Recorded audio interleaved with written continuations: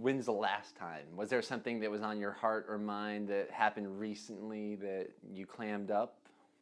A lot of times it's when it's an argument. If someone is raising their voice in anger, I really do shut down. Like that just draws me right in.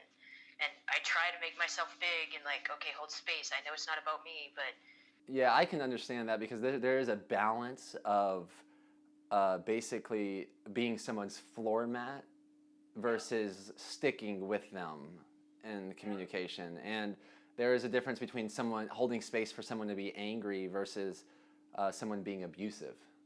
yes. So I don't know if how that's showing up. Have you ever felt like it? I mean, has there ever been a physical abuse or danger or No, violence? no, Okay, all right, cool. no. That's It's the more of the doormat part of like I need to speak up and well, yeah, I think this person that will keep anonymous is showing up for you in a really big way. Um, yeah, because it sounds like he or she is holding you accountable to no longer be a doormat or no longer, I talked about this in the book, fight, flight, freeze, or facade. The right, freezing, no longer freezing. I think that if there is a next time that you catch yourself in the clamming up or the freezing, this is like your check engine light in the right, sense of this is a huge growth opportunity for you.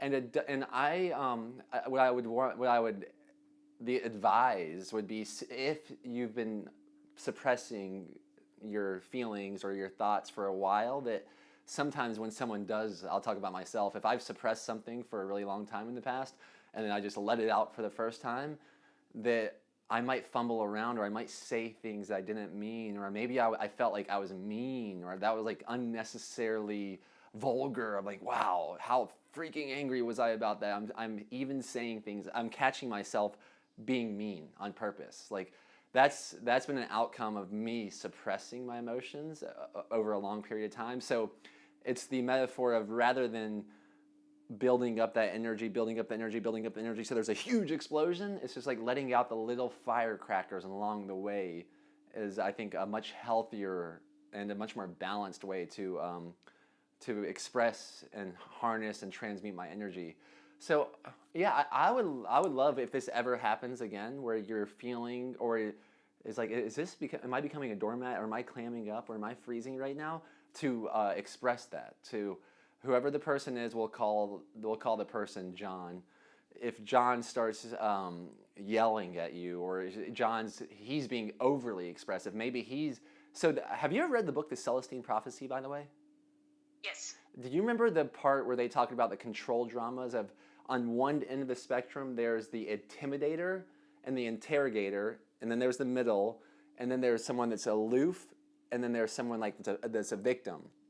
okay, So if a child was brought up in in a household of an intimidator, like a fatherly figure that was actually his control drama was to intimidate people, sometimes by violence, sometimes by raising his voice, or sometimes being really mean.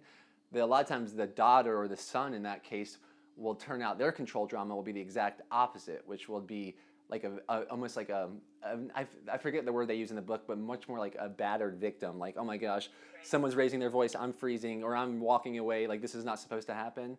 And then closer to the center, there's an interrogator, which my control drama shows up in interrogation in the sense that if I'm really trying to control a conversation, then I know how to ask questions that get people to be fun, comfortable, and maybe freeze or maybe be aloof.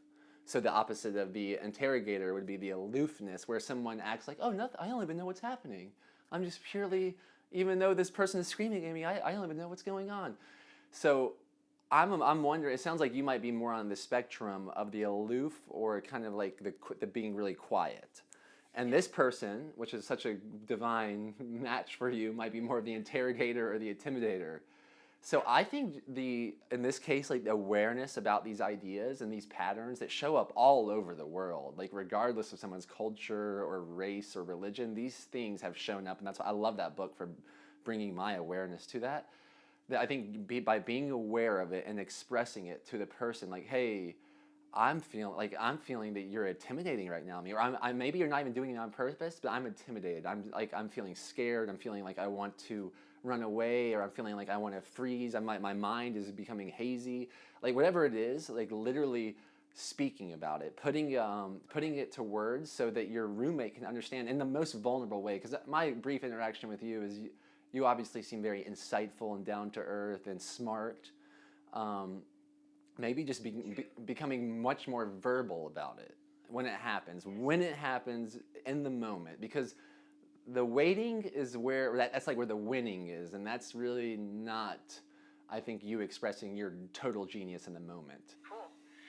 How do you, with people, the other part where I kind of freeze up is when I start to notice things with people, like speaking up in the moment, like noticing the truth of a situation and speaking up at the same time. Like, what are some techniques with saying that from a heartfelt place rather than an accusation and pointing fingers? Yeah, is really making it personal about you. So rather than saying like you're being mean or you're screaming at me or you're angry or you're an intimidator, rather than saying that, be like, wow, I'm so triggered right now, or I'm feeling so victimized right now. I'm feeling scared. I'm feeling like I run away. Like just making it about you, because if that, in the case of an argument or a confrontation, like pointing fingers and trying to prove everyone wrong basically perpetuates the issue.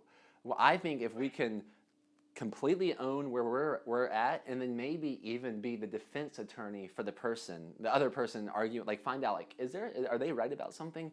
Like finding the truth in what they're saying while humbling myself and expressing what's happening for me only, rather than projecting it onto that person. And that's why I love speaking in I statements. It reminds me to do that rather than saying you when I mean I.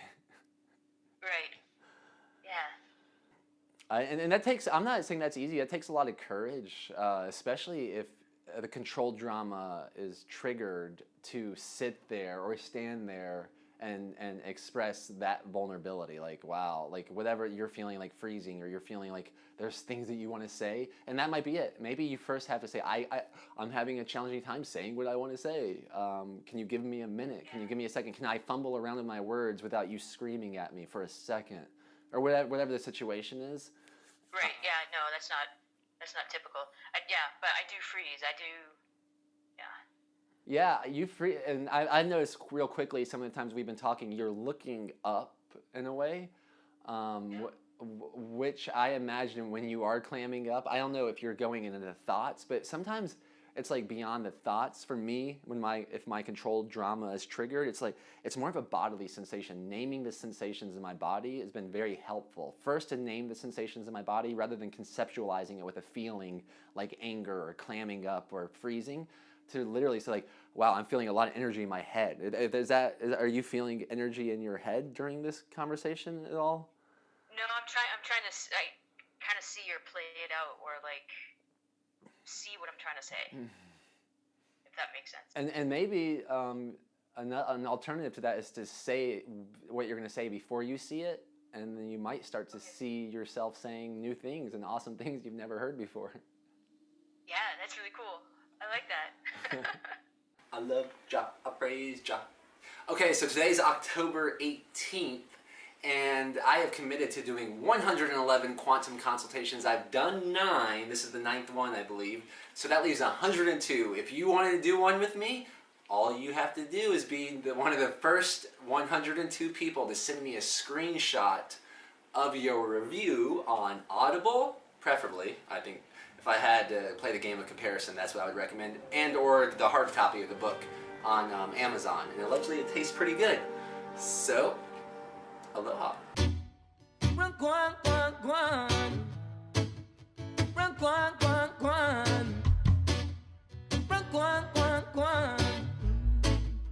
Run, guan, guan, guan.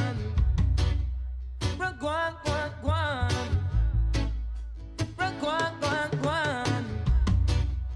Run, guan, guan, guan. I'm happy we had this one. This one kind of tripped me out with the beyond time here.